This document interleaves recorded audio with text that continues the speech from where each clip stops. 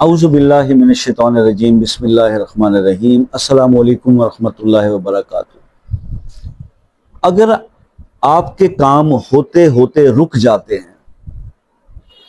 تو سورہ نصر کا یہ عمل کرنا شروع کر دیں۔ اکثر میرے بہن بھائیوں کا یہ شکوہ ہوتا ہے کہ شاہ صاحب ہم کوئی بھی کام شروع کرتے ہیں وہ چلتا تو ہے پھر رک جاتا ہے، یا کسی کام کا ارادہ کرتے ہیں تو اس میں کامیابی نہیں ہوتی، کاروبار سٹاک آؤٹ ہوئے پڑے ہیں، کاروبار کرتے ہیں کاروبار نہیں چلتا۔ ٹھیک ہے، تو ایسے معاملات کا شکار جو لوگ ہیں، مطلب کوئی بھی کام ڈھنگ سے نہیں ہو رہا ہوتا زندگی کا، تو زندگی کے مسائل جو چل رہے ہوتے ہیں وہ تو ہے ہی ہے، لیکن کام کی حد تک بھی ایسے مسائل ہوتے ہیں کہ جناب وہ مسائل حل ہی نہیں ہو پا رہے ہوتے، کوئی کام بھی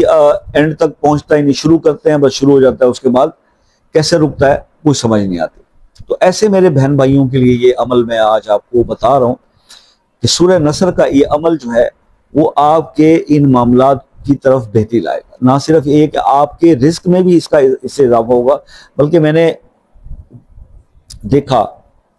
کہ جن لوگوں نے سورہ نصر کو اس طرح سے پڑھنا اپنا معمول بنایا ہوا ہے نا، تو پہلے جو وقت انہوں نے غربت میں گزارا، مگر اس کے بعد اب سے آگے آن ورڈ پھر میں نے کبھی ان کو مالی پریشانی میں بھی نہیں دیکھا۔ تو اس سے تو یہ ثابت ہوتا ہے کہ جناب یہ سورہ مبارکہ بڑی کمال کی ہے، اور آپ کو اس عمل کو ضرور پرفارم کرنا چاہیے، اپنی زندگی کا حصہ بنانا چاہیے۔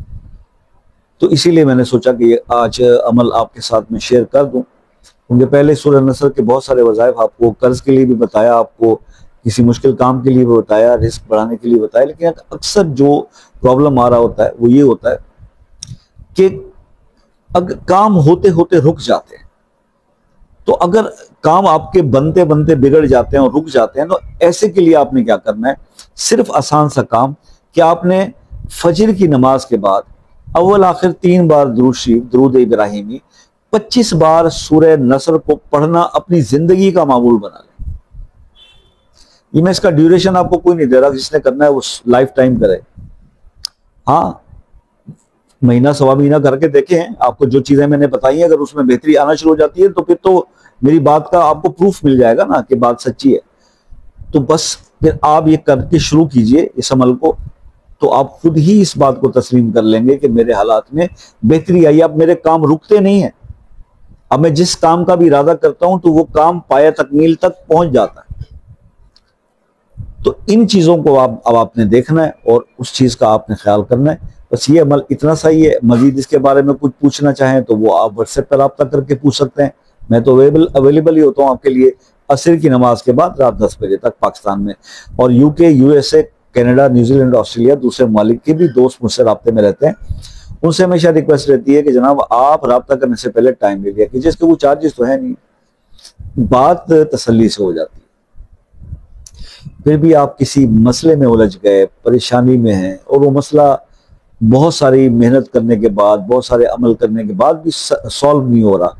تو وہ مسئلہ اپنے نام کے ساتھ کمنٹس میں لکھ دیجئے تاکہ اس کو خصوصی دعاؤں میں شامل کیا جائے،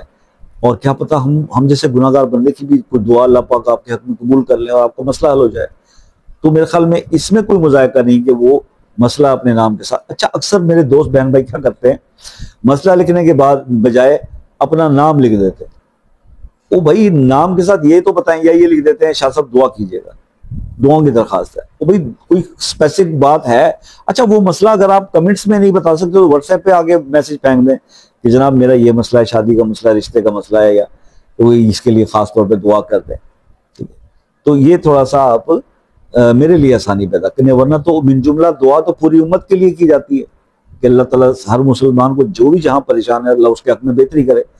تو یہ تھوڑا سا آپ اس کو صحیح کر لیجئے گا۔ وہ مسئلہ آپ اگر وہ کمنٹس میں نہیں بتا سکتے تو آپ واٹس ایپ پر رابطہ کر کے بتا دیں، کوئی ایشو نہیں ہے۔ ٹھیک ہے جی، بہت سارا شکریہ، اللہ تعالیٰ آپ کو خوش اور آباد رکھے۔